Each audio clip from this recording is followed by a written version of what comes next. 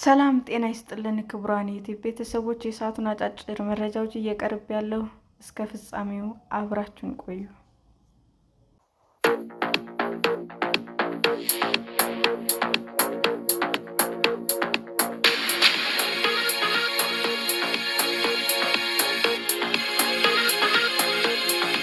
መካከለኛው ምስራቅን ያጥለቀለቀው የቻይና ተሽከርካሪዎች። የቻይና የውጭ ንግድ መረጃ እንደሚያሳየው ባለፉት 6 ዓመታት ወደ ቀጠናው የሚላኩ ተሽከርካሪዎች ሽያጭ በ6 እጥፍ አድጓል።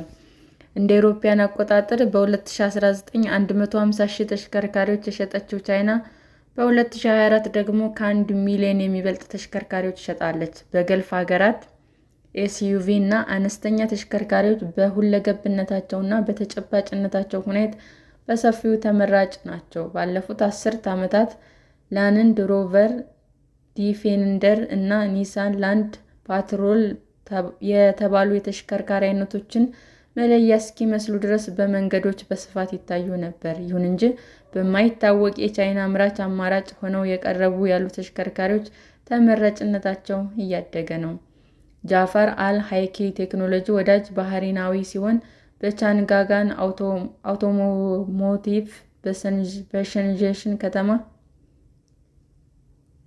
በሸንዘን ከተማ የሚመረት ኤስዩቪ መኪና ያሽከረክራል። ከ5 ዓመት በፊት የገዛው ተሽከርካሪ በተገጠመለት የቴክኖሎጂ አይነት እና ጥራት እንደተገረመ ይናገራል። ሰዎች ተሽከርካሪዎች ቀላል የመጓጓዣ መንገዶች አድርገው ያስባሉ፣ ነገር ግን ቻይናዊዎች የተለያዩ የመዝናኛ የደህንነት መሳሪያዎች ላይ ያተኩራሉ፣ ሲታዩም የሚያምሩ ተሽከርካሪዎች መስራት ላይም ተክነውበታል ይላል።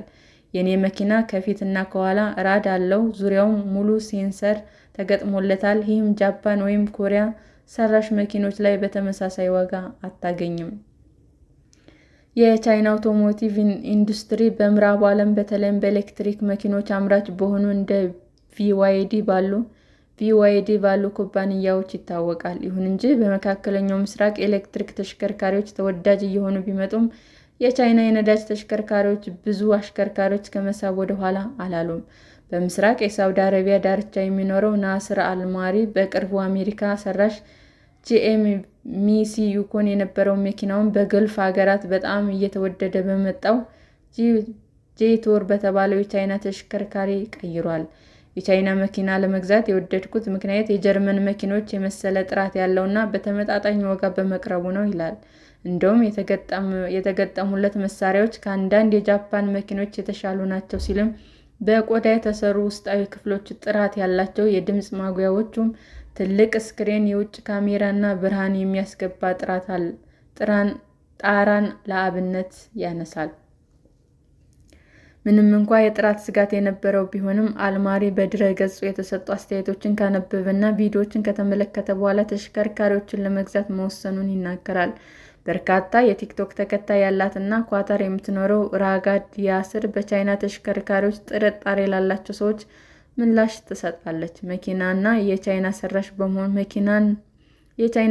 በመሆኑ ብቻ አልወደድኩም ምን ስትል ያስር ጄቶር በተባለው ተሽከርካሪዎች ዙሪያ ለተሰጠ የማጣጣል አስተያየትም በድምፅ የሚከፈተውን ጣሪያ እያሳየች ለተቺዎቹ ምላሽ ስትሰጥ በአንድ ቪዲዮ ትታያለች። በል የሮል ሮይስ መኪናህን አሳየኝ እስኪ ስትል ለአጣጣዩ ወገንም ጥያቄ ተወረውራለች። ወደ መኪናው ዞር ብላ እያየች ለማይገባቸው ሰዎች ለምን ራሴን አደክማለሁ ጄቶር ጣራውንም ዘጋው ትላለች። የደህንነቱ ስጋት እና ቀጠናዊ አዝማሚያ። መቀመጫውን ዱባይ ያደረገው ካርማ የተሰኘው የመገናኛ ብዙኃን ዳሳሽ ድርጅት በቅርብ ባተመው ጥናት ውስጥ 79 በመቶ የሳውዲ የጥናቱ ተሳታፊዎች ለቻይና ተሽከርካሪዎች አዎንታዊ እይታ ሲኖራቸው፣ 42 በመቶ የአሜሪካ ተሳታፊዎች ደጋፊ ምላሽ ሰጥተዋል። የአሜሪካ አሽከርካሪዎች ከገልፍ ሀገራት አሽከርካሪዎች ጋር ሲነጻጸር የቻይና ተሽከርካሪዎችን እምብዛም አያውቁም። ይህም በንግድ ገደቦች ምክንያት የቻይና ተሽከርካሪዎች ያንን ያህል የአሜሪካ ገበያ አልተቀላቀሉም። የካርማ የሥራ ኃላፊ የሆኑት ማሪያ ታሊክና ለቻይና ተሽከርካሪዎች ያለውን አዎንታዊ እይታ ከተሽከርካሪዎች ጋር ካለ የቀጥታ ግንኙነት ጋር የተያያዙ ነው ብለዋል። የድርጅቱ ግንኙነት ኒውዮርክ ከሚገኘው አሌክስ ፓርትነርስ ከተባለው አማካሪ ድርጅት ጋር ይመሳሰላል። አሌክስ ፓርትነርስ በ2030 የቻይና ተሽከርካሪዎች የመካከለኛውን ምስራቅ እና የአፍሪካ 1/3 የገበያ ድርሻ ይይዛሉ የሚል ትንበያም አውጥቷል። የገልፍ ሀገራት ገበያ ድርሻ ለቻይና አምራቾች አስፈላጊ ቢሆንም እንኳ የቻይና ተሽከርካሪዎች ከዚህ ቀጠና ባሻገር ከፍተኛ ተወዳዳሪ እየሆኑ ነው። ከአውሮፓውያኑ 2014 እስከ 2018 ባሉ ዓመታት በዓለም አቀፍ ገበያ የቻይና ተሽከርካሪዎች አንደኛ ተቀባይ ኢራን ስትሆን፣ በአሜሪካ ማዕቀብ ምክንያት ይህ አዝማሚያ ሊገታ ይችላል። ቻይና በጋዛ ያለውን ጦርነት በመተቸት በእስራኤል ያላትን ስም በተወሰነ መልኩ ቢጎድፉም፣ የቻይና ተሽከርካሪዎች በፍጥነት ከገበያው ድርሻቸውን እያገኙ ነው። የምዕራቡ ሀገራት በሆነው እስራኤል የቻይና ተሽከርካሪዎች በተገጠመላቸው የፍለጋና የግንኙነት መስመር ምክንያት የግል መረጃ አሊያም የብሔራዊ ደህንነት ስጋት ሊሆኑ ይችላል የሚል ፍርሃትም ቢኖር፣ ገበያቸው ግን እየጨመረ ነው። አንዳንድ ባለሙያዎች መሳሪያዎች የተሳፋሪዎችንና በዙሪያቸው ያለን መረጃ በመሰብሰብና ጥራት ያለው ድምፅና ምስል ያሰራጫሉ የሚል ስጋትም ያሰማሉ። ባለፈው ነሐሴ የመረጃ ደህንነት ስጋት ያደረባት የእስራኤል ጦር ቻይና ሰራሽ ተሽከርካሪዎችን ወደ ጦር ሰፈሮች እንዳይገቡም ከልክሏል። እንዲሁም ሆኖ እንኳን እንደ እስራኤል የተሽከርካሪ አስመጪዎች ማህበር መረጃ በ2024 እስራኤል ከየትኛውም ሀገር የበለጠ ተሽከርካሪ ከቻይና አስገብታለች። እየጨመረ የመጣው ስጋት በዱባይ ሳምንታዊ ፕሮግራም የሚያቀርበው የአውቶሞቲቭ ጋዜጠኛ ዴማየን ሪድ ስለ ቻይና ተሽከርካሪዎች ለመጠየቅ የሚደውሉ አድማጮች ቁጥር በጣም ጨምሯል ይላል። በቻይና የፖለቲካ ሹማምንት በስፋት የሚሽከረከረውን ተሽከርካሪ የሚያመርተው ሆንጊክ እንደ ቢኤምደብሊው እና መርሲዲስ ቤንዝ የቅንጦት ተሽከርካሪዎች ስሙን ለመተካት እየተሯሯጠ መሆኑንም ይናገራል። በተደጋጋሚ የሚቀርብልኝ ጥያቄ በበረሃ ተሰባብሮ ይቀራል፣ መንገድ ላይ ከቶሮች ይቀራል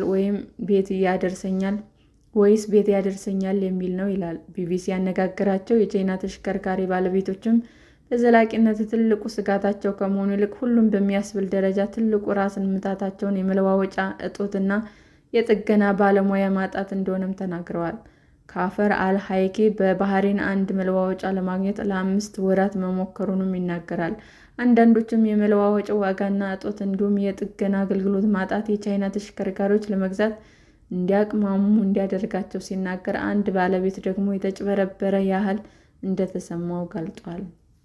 ማምረቻን ወደ ቀጠናው ማምጣት አንድ የቻይና የተሽከርካሪ አምራች ተሽከርካሪዎች የሚጠገኑበት መሰረተ ልማት ራሳቸው ለመገንባት እየሞከሩ ነው። ባለፉት 2 ዓመታት በርካቶች በቀጠናው የመለዋወጫ ማከፋፈያ ማዕከል እየከፈቱ ነው አሊያም አሳውቀዋል። ጥቂቶች ደግሞ ተሽከርካሪዎችን በክልሉ ለማምረት ፋብሪካ የመገንባት እቅዶቻቸውን አሳውቀዋል። ያለፈው ዓመት 10 ኩባንያዎች በግብፅ፣ ቱርክ፣ አልጄሪያ እና የተባበሩት አረብ ኤሚሬቶች ለመገንባት ያላቸውን ውጥን ያሳወቁበት ነው። ግብፅ 6 የቻይና ኩባንያዎች ለቀጠናው ገበያ የሚውል ማምረቻ ለመገንባት ላይ ታች ያሉ ሲሆን፣ ይህም ሀገሪቱ የቻይና ተሽከርካሪ ማምረቻ መናኸሪያ ያደርጋታል። በርካታ ሀገራት የቻይና የተሽከርካሪ ፋብሪካዎች ለመሳብ ፍላጎት አላቸው።